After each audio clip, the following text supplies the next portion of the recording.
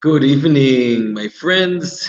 Welcome to another episode of outlandish Talmud stories and outstanding life lessons. Tonight's topic is called What Does Your Name Say About You? I want to thank Liani and Lando Kravitz for dedicating tonight's class in honor of their wedding anniversary. Thank you. Mazal Tov. May God bless you to be able to celebrate many more anniversaries together with good health, lots of peace and nachas from your children, prosperity and success. If you would like to dedicate a class, there's a link in the video description, and I want to thank everybody who's helping dedicate these classes. And when you do that, you help us continue to do what we're doing. So it's a new year, it's a new fiscal year. If your heart is feeling open and generous, you can click on that link and help us out. The source sheet, the link to the source sheet is also there in the video description. Download it.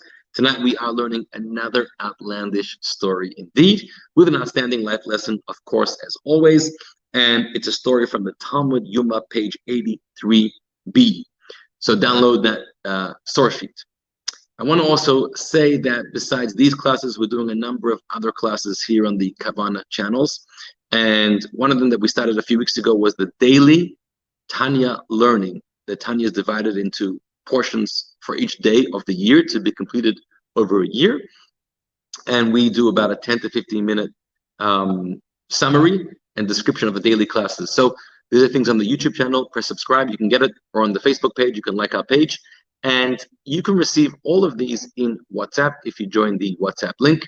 And I don't have that link with me, but if you want it, let me know and I'll send you the link and you get all that good stuff into your inbox.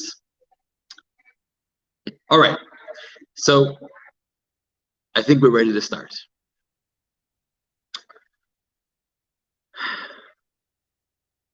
L'chaim.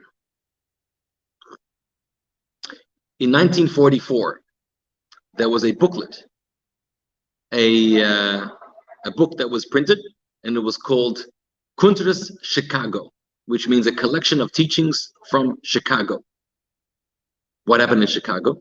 So in 1929, the Frierdiker Rebbe, the previous Chabad Rebbe, Rabbi Yosef Yitzhak Schneerson, was doing a tour in America. He was coming from Poland, and he was visiting Jewish communities, Jewish people, connecting with the other side of the world, bringing a lot of chizuk, a lot of strengthening, a lot of inspiration and teachings to the American shores, where Yiddishkeit Judaism at that time was very deficient in America. Perhaps he was also scouting possible opportunities for the future, were it be necessary, which it eventually was, to move his family, his community to safer shores. And he met very many communities and many prominent Jewish people, and a lot of very interesting things happened on that trip. And one could say that a lot of seeds were planted, both that benefited his and his community. The Chabad moved to America in the 1940s, and also it benefited Judaism in general. One of those visits was in Chicago. He spent a significant amount of time in Chicago, and there he had opportunity to deliver many discourses and teach many sichot, many teachings and Torah classes. And they were all transcribed at the time, but they weren't formally printed and published until 1944. In 1944, after him, the previous Rebbe already moved to America, his wife, and then eventually his sons-in-law also arrived. And in 1941, his son-in-law, who was then known as the Ramash, stands for Rebbe Menachem Mendel Schneerson, who at that time was the Rebbe's son-in-law. Later in 1950, he became the successor and the Rebbe. And the Ramash had a number of positions in the Hasidic court. One of them was that he was the head of the publishing society called Kahat. Kahat was very active, very early on, in printing Jewish books in Hebrew, in English, and then eventually in many other languages, because its goal was to be able to disseminate Torah, and especially Hasidic teachings, throughout America, and then throughout the rest of the world. And it's still around today, and you can visit their showroom and their store in Brooklyn, New York, and they have or online. So in 1944, they print the Kuntras Chicago, the Bikur Chicago, the visit, the tour of Chicago. Now, in that book, there is a teaching that the Rebbe recited, and it goes like this. There was about 200 years before then a great rabbi. His name was Rabbi Baruch Mordechai Ettinger, who was known as the Babroisker Rav, the rabbi from Babroisk in Belarus. Rabbi Baruch Mordechai was a Gaon, a genius, a great Torah scholar, and became a Chassid of the Alter Rebbe also. He came from Vilna.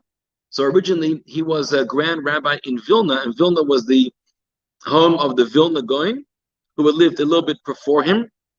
And the Vilna Gaon, of course, was the leader of those that opposed the Hasidic teachings in the Hasidic movement. So he was an interesting character in Vilna. Later he moved to Babroisk.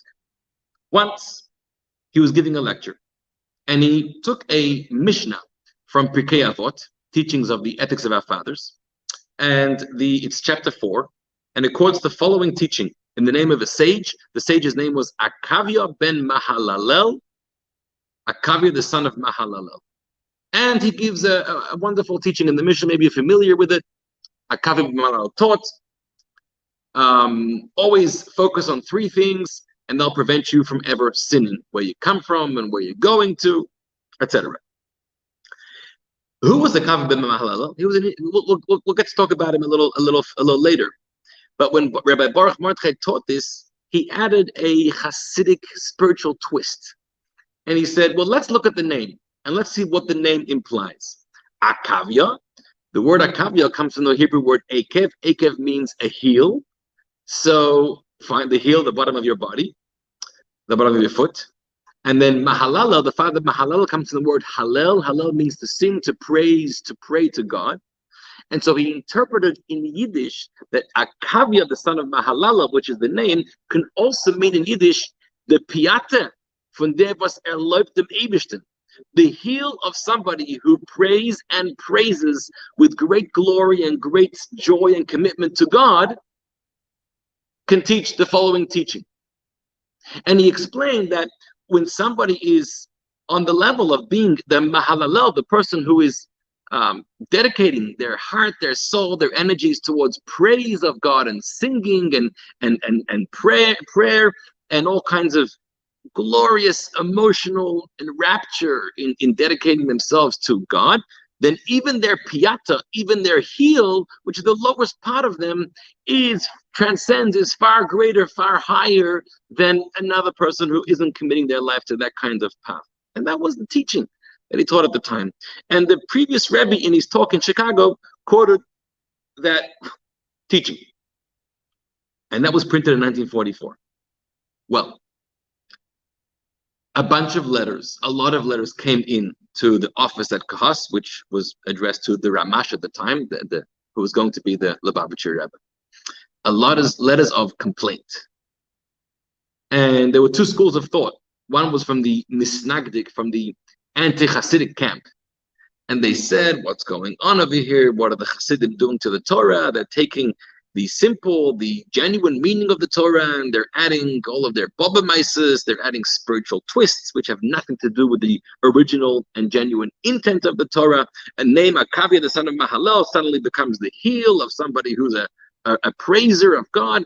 This is not the way to study Torah. This is not the way to interpret things. This is detracting, taking away, distorting genuine meaning of the Torah. That was one group of complaints.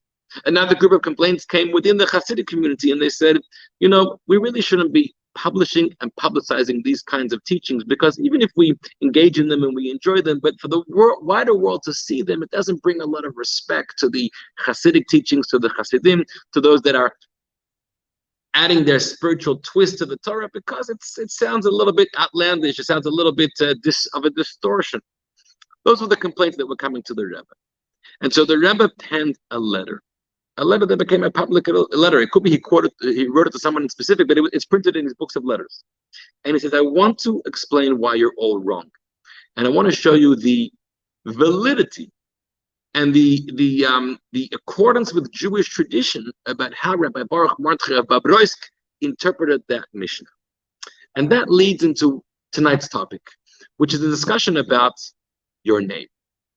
What is your name? What does your name mean? Where does your name come from? Who gave you your name? Why do you have that name? Do you like your name? Do you use your name? We know in the Jewish tradition, we give a boy and a girl a Jewish name when they're born. We have Jewish names. We give a girl at the Torah ceremony or a boy at his Brit Milah, we give them a Jewish name. Now, it's been for a while a custom that people receive a Jewish name and then they receive also a non-Jewish name. So maybe the boy is named Shimon Eliyahu and then he's called Charles. And then the girl maybe is named Rachel Leah and she's called Diana. Could be anything.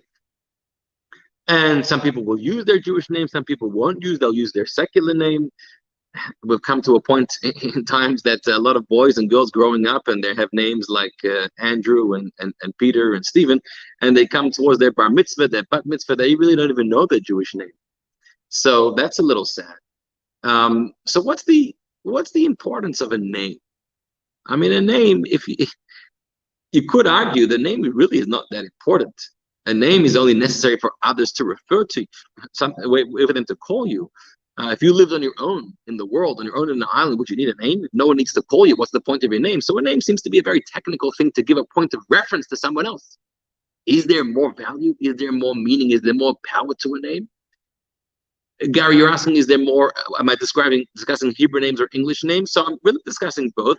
But the truth is, the focus of today, especially if we're going to get into the traditional texts and the spiritual teachings, we're mainly going to be talking about the power, the influence of a Jewish name, as you're going to see. Good question.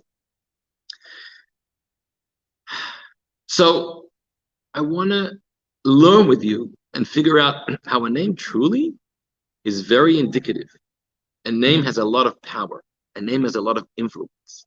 And when you use your name right, and when you're proud of your name, and when you connect with your name, or when you're selective about your name, and maybe it's possible to change your name. Perhaps some people don't like the name they were given. They want to change. They want to add names. And we have in our tradition this ceremony of sometimes changing names for different reasons. Why? What is so important about a name? Okay, so let's go straight to our story for tonight. It's a story from Talmud Yoma 83b. I'm going to read it. I hope you have it in the source sheet with you. Rabbi Meir and Rabbi Yehuda and Rabbi Yossi were walking on the road together. Rabbi Meir would analyze names and discern one's nature from his name, while Rabbi Yehuda and Rabbi Yossi were not apt to analyzing names. So we see here already a disagreement among the great sages. Rabbi Meir was very into names. From a person's name, he would start to learn all about you just from your name, whereas the others didn't take it seriously. It's a name, nothing more than that. Now, when they came to a certain place, they looked for lodging and were given it. It happened to be late Friday afternoon, and they had to stay somewhere for Shabbat. They were on the road. So they found an inn, and they said to the innkeeper, "What is your name?" And he said to them, "My name is Kidor."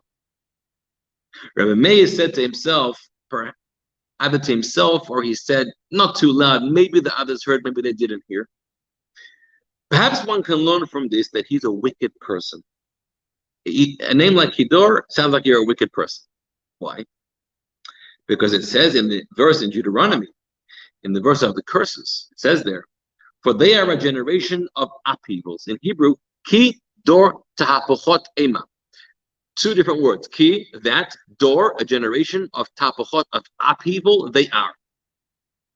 The two words of ki, dor, two separate words can become kidor. And Kidor is taken from a verse that talks about a nation, a generation that's a nation of upheaval, of disruption, of disturbance, of lack of conforming to safe, sensible societal standards. So Rameir says, I don't like this guy. Kidor is no good. However, it was Friday afternoon. They had to stop somewhere for Shabbat. So they said, well, we got to stay here anyhow. Now, Rabbi Yehuda and Rabbi Yossi, remember, they don't really agree with Rabbi Meir. Just because he has a name Kidor doesn't mean you can conclude that he's a lousy guy. So they took their money belts, their purses, which they were muktzah on Shabbat. He couldn't carry them, he couldn't use them. So they entrusted their purses to the innkeeper. Here, could you please mind this for us for Shabbat, and we'll collect it after Shabbat, which he gladly took, as you'll soon see. Rabbi Meir did not entrust his purse to him. Nuh-uh, not him. And went and placed it at the grave of the innkeeper's father.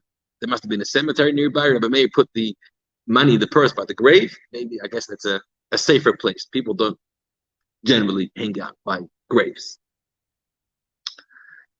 Now, the innkeeper's father appeared to the innkeeper in a dream and said to him, "Go take the purse placed at the head of that man," in other words, myself. Right? So if Kedar is a lousy guy, his father's even more of a lousy guy. It runs in the family. These things don't happen by themselves. You can probably trace it in the family genes. Now, the Kedar doesn't take this very seriously. I mean, it's a dream that his father comes to him and tells him something absurd about getting money from his gravesite. So the following day, Kedar, the innkeeper, turns to the sages and says, "This is what appeared to me in my dream. Let me tell you what happened." So they said to him, Rabbi Yossi and Rabbi Yehuda for sure, because Rabbi Meir, I'm not sure what he thought about this dream, but they said, dreams during twilight on Shabbat evening have no substance and should not be trusted. It's a dream. Don't take it so seriously. Don't make the trip out to the graveyard. It's not, you got nothing to gain from there. Let it go. Even so, Rabbi Meir was more concerned over here, because now the wicked guy, the father, is getting involved. So Rabbi Meir went and guarded his money all that day and then took it. So Rabbi Meir went to the cemetery, stood there a whole day, protecting his money. When Shabbat ended, he picked up the purse and he came back to the inn. Sunday morning, the rabbis are getting ready to leave, continue their journey. They came to the innkeeper and they said, "Give us our purses. We're checking out." He said to them, "Your purses? What purses? These matters never occurred. I don't know what you're talking about. I don't have any purses." It really was Kedar, a person of upheaval. So now they're at a loss. They have no money. They've been robbed. Rabbi Meir said to them, "Why didn't you analyze his name to learn that he's a wicked man? I told you, Kedar. How could you trust a person with a name like Kedar?" They said to him, "Rabbi Meir, why did the master tell us? I mean, if you knew about this and you didn't deposit your purse with him and you went and hid it in the cemetery to keep it safe, you could have protected us and told us." So he said to them, "I said one should be suspicious, but have I said a person should be established as wicked? Could I say to you with certainty that he's a wicked based on his name alone?" Rabbi Meir says something very important. It's true that I had a hunch based on his name that he's not a trustworthy guy. At the same time, just because that is my intuition, that's what the indication of his name is, doesn't mean for guaranteed, for sure, that's the way he behaves. So I couldn't come out and say clearly to you guys, you cannot trust him, and then and request of you or suggest to you to do something absurd like I did, which is put the money in the cemetery. I didn't want to come out so forcefully, but I had that hunch and I was right. Now they want to get their money back. So what did they do? They dragged the innkeeper and brought him to a store, to a bar, and they gave him wine to drink. They're doing an experiment, the test. They're setting him up over here. First, they want to get him drunk. So they give him lots of wine. And after he drank the wine, and he's taking a napkin and he's wiping himself, as he's wiping himself and he's in a state of inebriation, not even noticing what's going on, they saw lentils in his mustache. He must have had a very bushy beard, a bushy mustache, and those lentils that he'd previously eaten were hiding somewhere in his beard. But now that he's wiping himself up and he's less guarded, they see lentils there. So now they have what they're looking for. What's their plan? They went and gave this sign to his wife. They said to the wife, "Your husband has ordered for you to give us our purses of money. How are you going to know it's true? How do we know that your husband? So we'll give you a sign. The sign the husband has told us to pass on to you is that he ate lentils this morning." They found lentils in his mustache. So how would anyone know what he ate this morning? No one was in the house. The fact that they know, the wife says, "Well, seems like you're right." So she gives them their purses. They took their purses and they went on their way. Thank God they retrieved their money. When Kedar, the innkeeper, this wicked guy, as we've already learned and we'll learn more, when he discovered what happened, he went and he killed his wife out of anger. Nasty guy. But Rabbi Meir was right. Kedar was a nasty guy. And Rabbi Meir knew it from his name. Now the Talmud concludes, in the end, they too, Rabbi Yehuda and Rabbi Yossi, would also analyze names. I think this trip convinced them. Rabbi Meir has a point. A name clearly is indicative of somebody and their character and their personality. And so they said, we need to be careful about names as well. We agree with Rabbi Meir now. Now there's no dispute about it. Everybody agrees with it. In fact, when they came to a house of a landlord named Bala, another one of their journeys, and the person's name was Bala, they said, we're not going in here. We're staying out of here. Why? What's so scary about the name Bala? Because we can conclude from here that this person is certainly wicked. How so? Because there's a verse in Yecheskel, in Ezekiel chapter 23, verse 43, that says, it's in Hebrew, I have the original Hebrew, V'omar labala ne'ufim ata yiznu taznuseh havihi. I said of her who was worn out by adulteries. Bala means to be tired, to be exhausted. And in the context of Yecheskel, Bala means a person who's dedicated their life to sexual immorality, and they've aged and they're exhausted from all of their promiscuous behavior.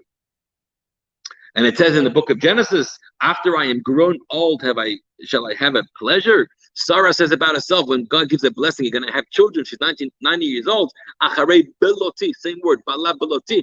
My body is no longer is exhausted. It's worn out. It's getting old. So the word bala seems to imply becoming exhausted and tired from adulteries, from sexual promiscuity, and therefore they said we're staying out of this person's house. They agree with Rabbi Meir. A name says a lot about the person. And that's the conclusion of the outlandish story.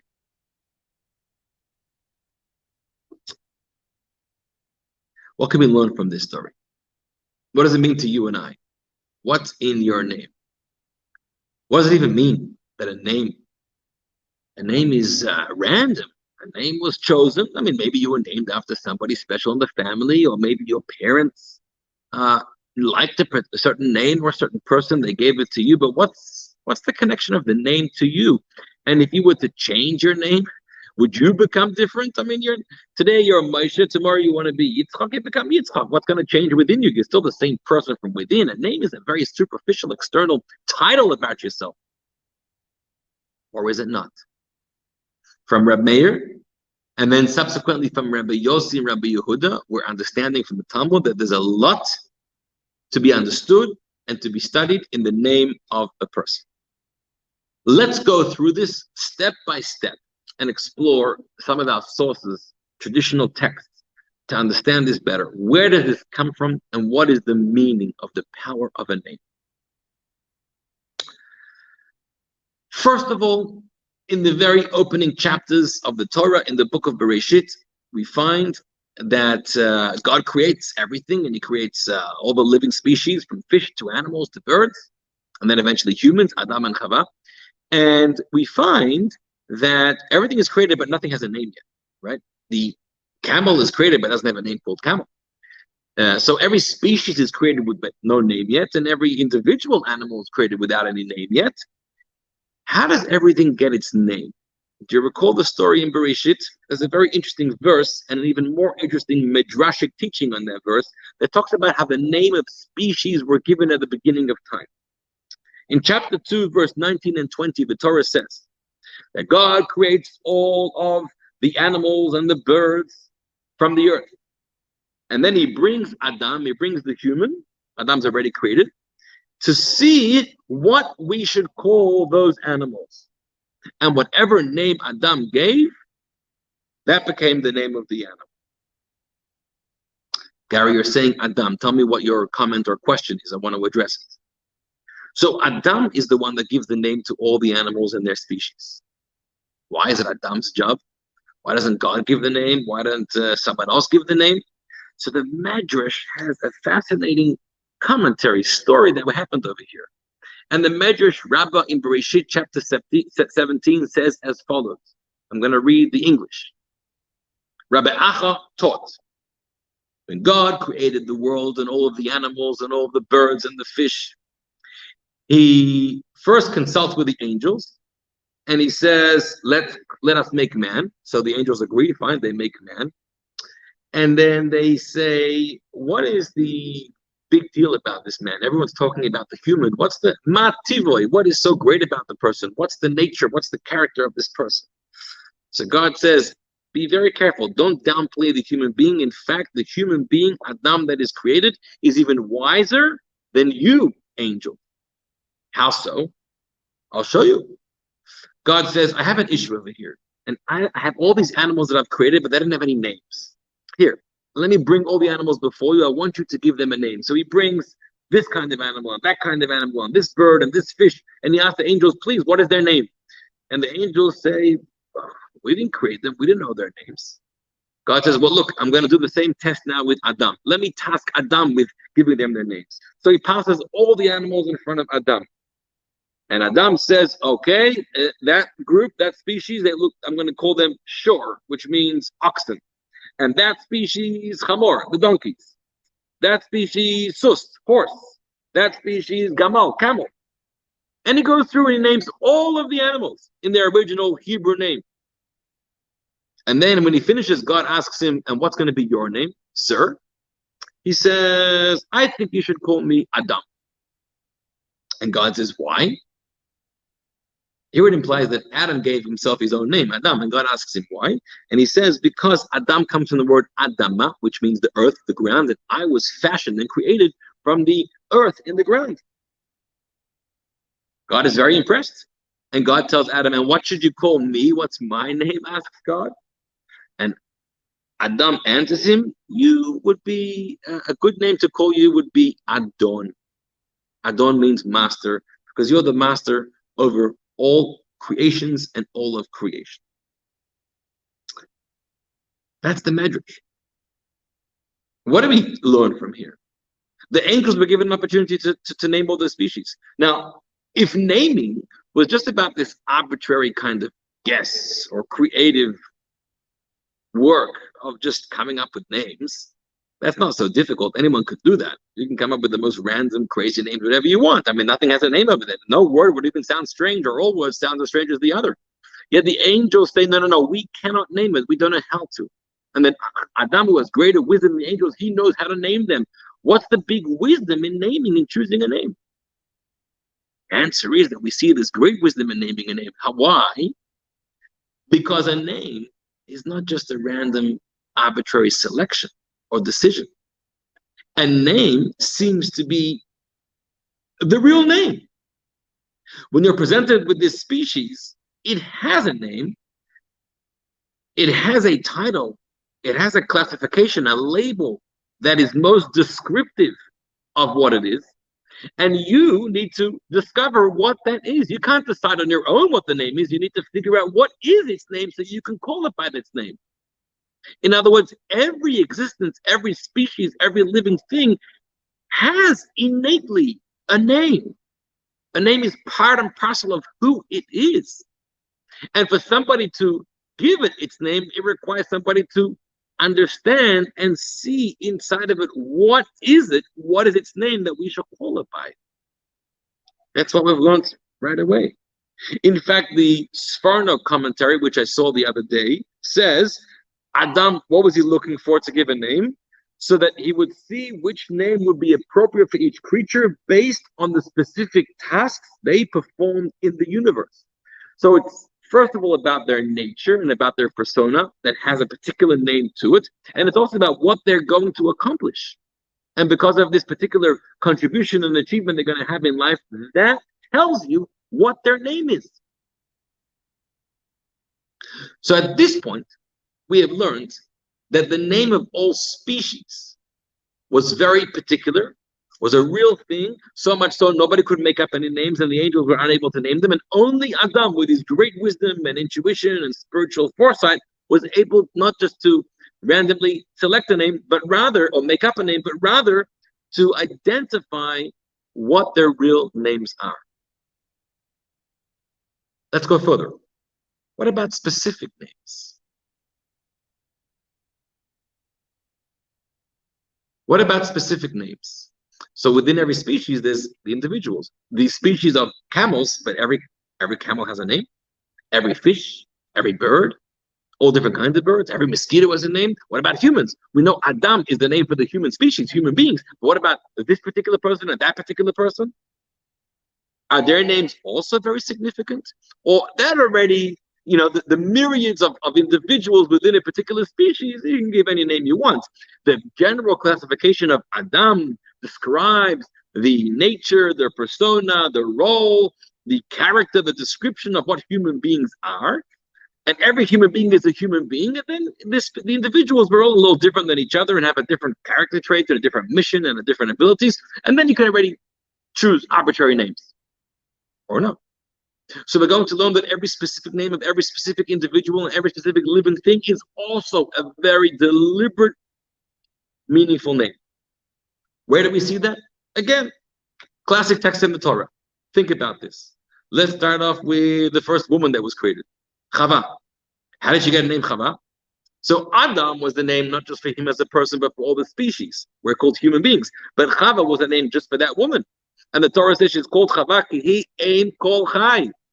She's the mother of all life. Chava describes the first woman as being the first mother, the first progenitor of all women, of all children, of all offspring. So her name described what her role was in this world. That was her specific name. Then we have many generations later, Avram, Sarai. When they were born, they were given the name Avram and Sarai. Avram meant Avram, an exalted father, or the father of Ram, of Aram. That implied that he was a leader kind of person for his local community of Aram. Sarai means a woman who is of royalty, a princess, a queen. But Sarai, she's mine, she's ours, she's a leader again within her particular community. And then at some point later, God says, we need to change your name. Avram is going to become Avraham, meaning you're Avraham, you're the father of Kol Ha'olam Kulo, you're now the father of the entire world. You, with your discovery of God, are not just going to be an influencer of your particular community, but you're going to be an influencer of all people. Like we see today, billions of people in the world are all products of Abraham, who discovered God. And Sarai will no longer be Sarai, will be Sarah. Sarah is not just a local, particular small queen of a small people, mine, but it's rather Sarah. It's the queen, the mother of royalty. Again, all in the Torah, giving those names and the descriptions of who they were. We find that when Yaakov is born, Yaakov and Esau, Yaakov, interestingly, why was he called Yaakov? Gary says that Parah gave a new name to Yosef. That's good. It's correct. Yosef became Tzafnat Paneach, who was the revealer of that which is hidden. Very true. And because he interpreted the dreams, and he was able to see deep and see which nobody else could see. Very good. It's another description. Yaakov gets his name because when he was being born together with Esau, he was supposed to be the first twin to come out, but then Esau raised the head, and then Yaakov grabs the heel of Esau, as we know the story. So Akev means a heel, so he gets the name Yaakov. But not just a heel. Later, when remember the story when Yaakov steals the blessings from Esau. First, he steals the firstborn right, and then he steals the blessings for the firstborn, which he probably deserved anyhow. But Esau turns around and he says, "Vayakveni ze pa'amayim." He's a person who his name implies. His name Akev means a tricker, somebody who tricks people, a deceiver. He's now deceived me twice. He stole my firstborn right, and he stole my blessings. The name Yaakov again is being used to indicate his character. And then he gets another name, Yisrael. If you recall, he's traveling back after 22 years in Lavan's house and building his family. Now he's coming back to face Esau, his brother Esau, for the first time in 22 years. And then on the way there, he has a battle with one of the angels, and he wins. And the angel gives him a name, Yisrael, that becomes his name. Why Yisrael? Kisarita imalakim, because he fought valiantly with the angel of God, Batuchal, and you overcame. You're a strong warrior. You're always going to have the upper hand, and that's the name Israel. So we have so many examples in the Torah where names of people are given to them because that is descriptive of who they are and what their character is. I'm going to talk about Ruth in a moment, a bit later. Ruth, the famous convert, and the Medrash talks about Ruth's family. So remember, she marries into a family. The mother and father was Elimelech was the father and Naomi was the mother, and then the two sons, Machlon and Kilyon. So there's a whole medrash that describes their names also. Why is Elimelech called Elimelech? Eli Melech. It stands for "to me is the kingship." He says, I deserve to be the leader, the ruler, which is why he doesn't get it, that kind of honor in Israel, so he moves to Moab. His wife's name Naomi. Naomi comes from the word Noam Ne'ima, which means pleasant. She was a real sweetheart of a woman. Maybe she didn't have the best husband. I mean, he was a righteous person, but she was a real pleasant person. And then the two children, Machlon and Kilyon. Machlon comes from the word Nimoach, somebody who dissolved, somebody who disappeared. He passed away. In Moab, and Kilyon also means destruction. He too passes away. I could go on and on. There are so many examples. I'm thinking about this also this week because we start to read the Torah portion of Shemot and the new book of the Torah. And the way the new book of the Torah opens up, it says, Ve'ele Shemot B'nei Yisrael. These are the names of the Jewish people who came down to Egypt. And the Torah lists 70 names. It doesn't just say Jacob and his family came. These are the names of the people who came down to Egypt. The Torah is so specific to mention their names. That's why I was thinking about the importance of names.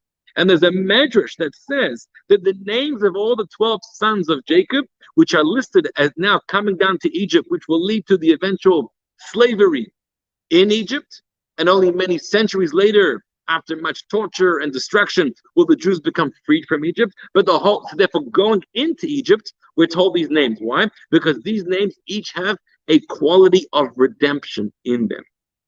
And therefore, these names are very powerful. Reuven, the first son, comes from the name Ra'isi. I have seen, says God. I've seen your pain and your affliction. Shimon comes from the word Shmiya, to hear. God says, I have heard your cries, which is why I'm redeeming you. Levi comes from the word Livui, to be escorted and to be attracted and coming together. And the nation will come together and march towards the state of Israel. Yehudah comes from the word Hoda'ah, to admit, to thank God and to recognize. And we turn to God and we say, we know that what you did was the right thing, even though it was painful, and we're thankful for that. Yisachar comes from the word schar, which means reward. And for all the pain and suffering we had in Egypt, there's going to be plenty of reward for that. And all the names, I'm not going to go through them all right now. So this is clear that names are very powerful and have a lot of description about who a person is. We find that throughout the Torah, and the Talmud and the Medrash are filled with such examples. I've only brought you just a few. Now, you may say, I understand if it's a name in Scripture, a name in the Torah, and the Torah is very specific. So if the Torah mentions a name of a particular person, it's not just random, but rather there's something very intentional. A name in the Torah, I get it, that has a lot of power, a lot of influence, a lot of description, very telling about a person. However, after the Torah, in other words, names that are in the Talmud, and names of generations that moved into Israel no longer, after the times of the Tanakh closed, so towards the times of the Second Temple, and then the post that time, and the times of the Talmud, and for the names for the last 2,000 years, who says those names are also so significant? Maybe it's not all names. Maybe it's just names that are included in the Holy Scripture. But it's my name and your name and the names for the past 2,000 years. And do they have the same value, the same properties to them? So here we see that they do. They do. The source of that is a Talmud in Brachot, page 7b. Talmud says, from where do we know that a name of a person is very telling? Rabbi Eliezer teaches it comes from a verse in Tehillim from King David. The verse says, go out and see the great wonders of the Lord, Asher Sam Shamot Ba'aretz, who placed distraction, desolation in the land. What does that mean? So the commentaries the Talmud has a hard time. What are you seeing? The wonders of God and the destruction, desolation of the land. So the Talmud says Shamot can be read Shemot, not desolation, but names. By seeing the names of the people and of all of living creatures in the land, in the world, you can discover the wonders of God. The name can show you something great about that person and about God who created that person. Our story for tonight, our outlandish story with Rabbi Meir and Rabbi Yossi and Rabbi Yehuda, And this guy Kidor, the innkeeper, who Meir predicts is an evil person based on the origins of his name, and he's right. And then Rabbi Yosef and Rabbi Yehuda are convinced as well. Kidor is not a person from the time of the Torah. Kidor is an innkeeper in the times of the Talmud, 2,000 years ago. And yet, and that wasn't even a Jewish name. It wasn't even a Jewish person necessarily. However, you still see that the name has that kind of power. It's very telling. In fact, a name, this is a very important point. In addition, a name is not just telling you something about a person. Like we said, that the name Yaakov tells me that Yaakov was a deceiver. At least he did his holy operations in a deceiving way. And the name Chava implies she's the mother of all species, of all humans. And the name, all the names that it's more than that. It's not just a name tells you about a person, but a name, in fact, influences a person. A name causes you to be who you're going to be. That's the extent of the power of your name. How do we know that? There's a clear teaching in the Medrash Tanchuma.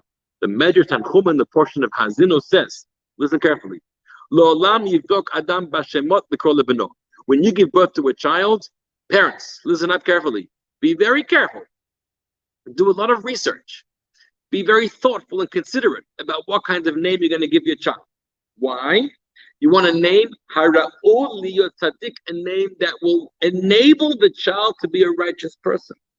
Ki lefamim Hashem gorem tov or gorem ra, because a name can cause a person to be pious and righteous, or can cause a person to be wicked and evil.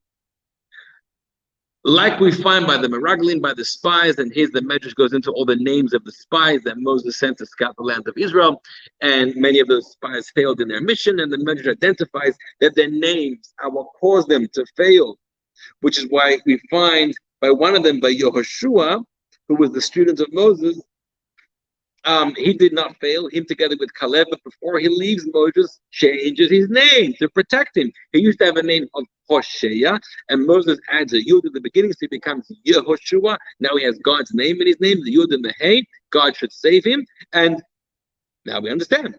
Changing his name actually changed who he was and who he could be and how he's going to function and how he's going to deal with this mission, and he ends up succeeding, unlike most of the others. How amazing. The name has so much power over you. Gary comments, Moshe was named by Pharaoh's daughter.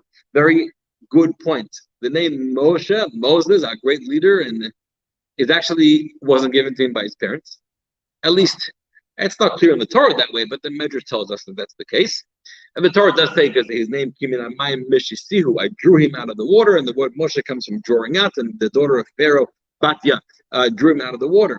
What was his real name, by the way? So the Medrash has like 7 different opinions what his real name was. But yeah, interesting that we use an Egyptian name or Egyptian given name for Moshe.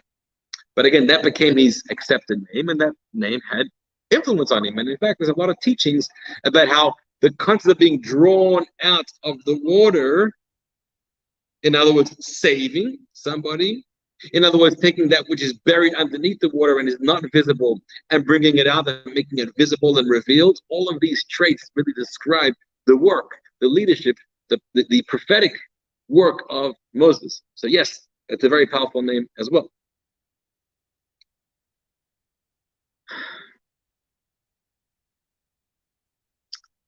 What's the explanation for this?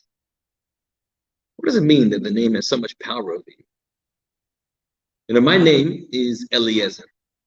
I was actually named after my grandfather's brother, who passed away, who was killed during the war. But as a child growing up, I was always known as Eli, a short abbreviation of my name, Eliezer.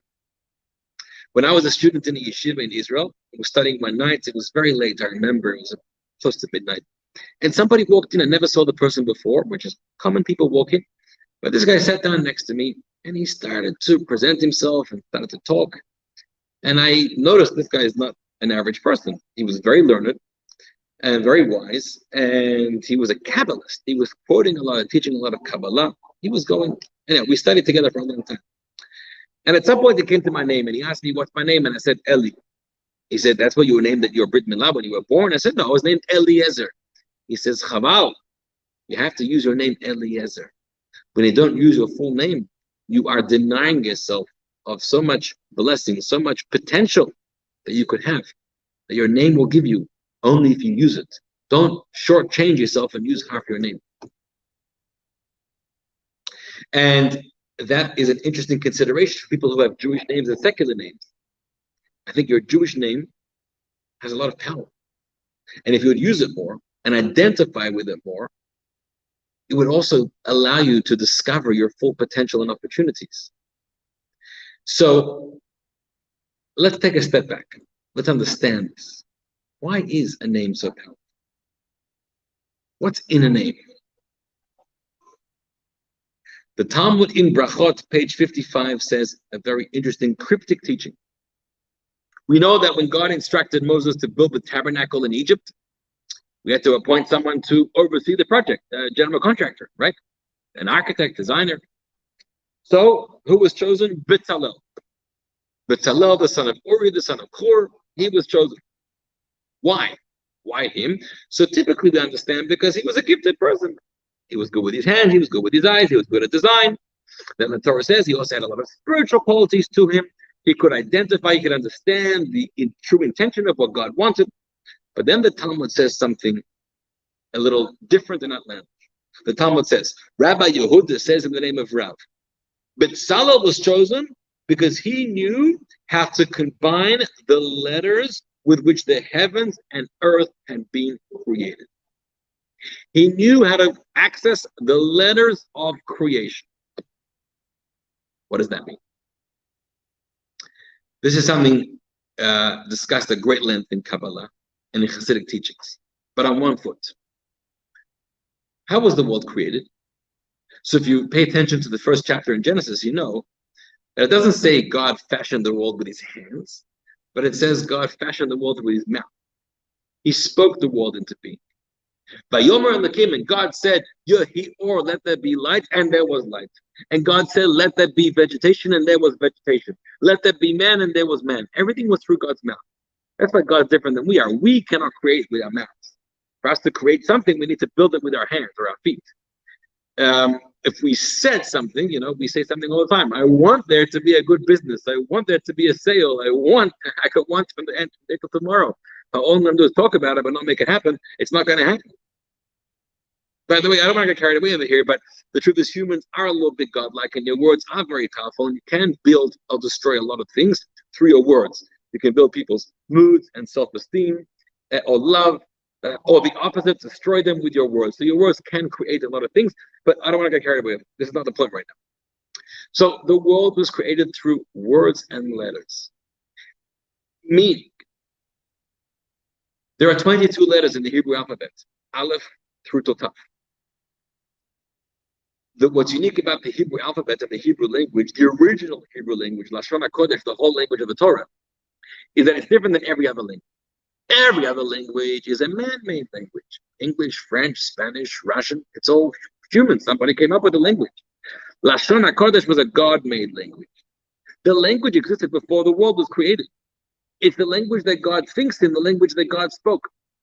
It's the language that God used to speak the world into existence. The way that God channels his infinite creative forces to be able to create are through letters and words. Letters and words are couriers transporting the light and the spiritual creative force of God to create.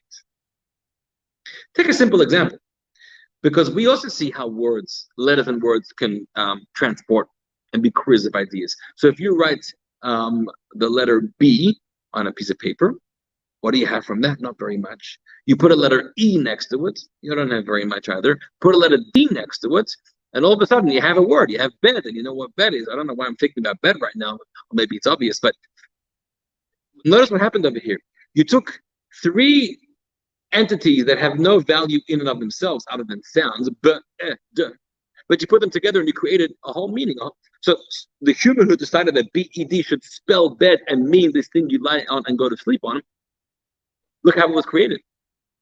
So in a much greater way, and in a very spiritual way, that happens with words and letters that God utters as well. So every letter of the Hebrew alphabet is a courier, is transporting a divine spiritual light. The letter itself has a certain light to it, a certain spiritual power to it.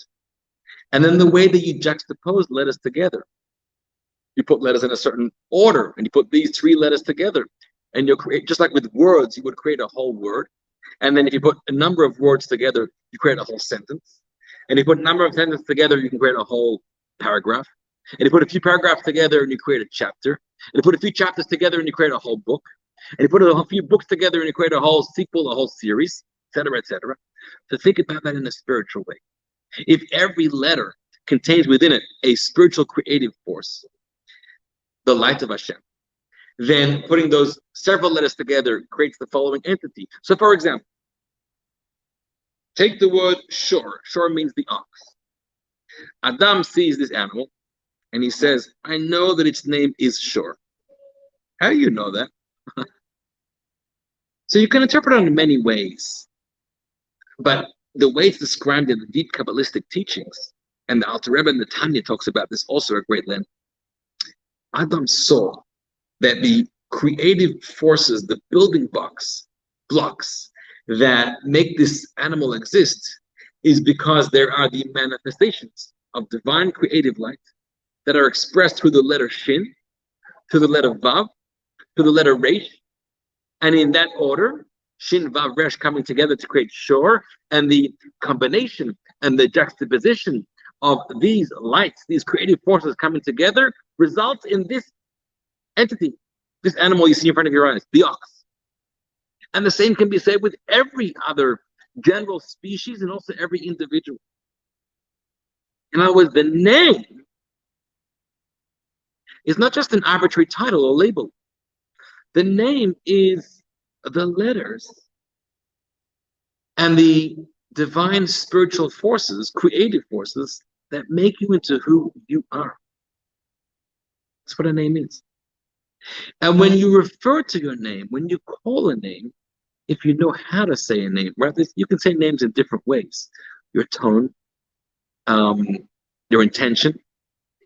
Sometimes using a name could be very rough and very harsh, or using a name could be very loving and endearing. So there's so many different ways that you can use a name. If you know how to use a name right, you can access the true spiritual forces and energies within the letters and that word, and you're tapping into the very energies that create you and bring you into existence. And that name becomes the very existence of your soul, of your life, of the fusion of body and soul together, which is the person that you are. Which is why you may know about a tradition. When somebody's very ill, chas v'shalom, we're praying they should get better and the prayers are not working. There is a ceremony where we do called Shinui Hashem. We change the person's name. It used to be that we actually changed the person's name. So if the person's name was Leah, we'll change her into Rivka. Nowadays, we don't really change so much, but we add a name. If her name was Leah, we'll add Chaya Leah. That's just an example, but Chaya means life. It's very common to add that. Or if a person's name is Yaakov, we'll add a name Raphael. Raphael means healing. What is achieved through changing someone's name? What's achieved through adding a name? At a simple level, the answer is as follows. If this person whose name is Leah and is very ill, it may just be in heaven, there's a decree against this person called Leah that she should die. Well, I got news for you, God. This person is not Leah anymore. This person is Chaya Leah. So you got the wrong person. Leah is supposed to die, but this is not Leah. This is Chaya Leah. You're telling God this person is a different person, not the person who was decreed to die. On a deeper level, on a more Kabbalistic level, what does it mean? The forces of Lamed, Aleph, Hey, Leah coming together to give life or to to give the kind of divine treatment to this person, and now it's not working in the best of ways because she's very ill and possibly dying. Well, you manipulate, you alter those forces because you bring new names, new letters, new energies into the mix. And through bringing that, you can alter the path, alter the course, alter the nature of this person's life and their destiny, all through changing a name. Now, changing a name is not so simple, meaning it should come with a change of character, a change of behavior. So it's, right, you can ask a question. I'm Eliezer. Now, I'm sure there's another Eliezer in the world. There are. We just encountered one actually in our text, if you recall. That person is not the same as me. I hope not. So everyone has the same name as the same? No. Because there are very, very, very many variables. Your name and the letters which create you are, of course, a big part of your story and a big influencer on your soul, on your life, on your character. But there's many other layers involved over here. How much access are you getting into your name? And how does it play out within other forces and other influences of your life? And there are so many parts to this that the way it's playing out in my life and the way I'm accessing my name and the way it's triggering and reacting with other forces and influences, both material, physical, and spiritual, is very different than the other Eliezer. So that person's going to end up being a very different person than I am. But the fact that we have the same name does mean that there's something within us that is identical. We're going to be very different, the way it plays out eventually. But we are recipients of very similar spiritual forces from God. That's a fact. Sure. So we should take names very seriously. Our names very seriously. The Arizal, the great Kabbalist Rabbi Yitzchak Luria, says that before parents give children a name, so how do you choose a name? So it may be a name that you like, thought about it. Or maybe a name of a grandfather or grandmother. If you're Sephardi, they're still alive. If you're Ashkenazi, they passed away. You think you know why you're naming that name. But the truth is, the night before you name that child, says the Arizal, a parent is granted Ruach HaKodesh. A person is granted with this Holy Spirit that is giving them a prophecy. You're being told the name. You're not guessing. You're not deciding your child's name. Your child has a name. You need to just figure it out. And you're being given a prophecy to figure it out. And as we learned from the Medrash earlier, you have to be very careful what you name your child. Don't name a name that you like, meaning that's just going to benefit you, make you feel good. You have to name that the child that what the name truly is, and one that's going to assist them and be a positive influence on them in life. So we should take a lot of pride in our names. We should learn the meaning of our names, learn to access the spiritual energies in our names, and use our names more, and especially a Jewish name. This applies to non-Jewish names also, but especially a Jewish name, which comes from the Lashon HaKodesh, the Hebrew language, the language of the Torah.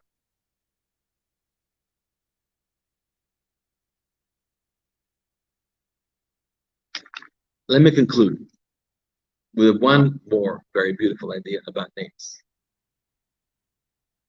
The Mishnah in Tractate Avot and Teachings of Our Fathers, Ethics of Our Fathers says, Rabbi Shimon says there are three crowns. Three crowns. The crown of Torah, the crown of being a Kohen, priest, and the crown of Malchut, the crown of kingship. Three kinds of leadership. If you're a Torah scholar, if you're a Kohen, if you're a king. However, Keser Shem Tov Olet Al Gabehem is a fourth crown that transcends, is more powerful, is more influential than all of those three crowns. What's that fourth crown? The crown of a good name, of a good reputation. A name which you have turned into a good name. What does that mean? Well, here is a medrash, Tanchuma, that says, this is very beautiful. It says, every person has three kinds of names. You have the name that your parents gave you, and your parents refer to you. Then you have the name that other people refer to you as. or think about you. And then you have, thirdly and lastly, the name which you have created or acquired for yourself. And that third name is greater than the other two names.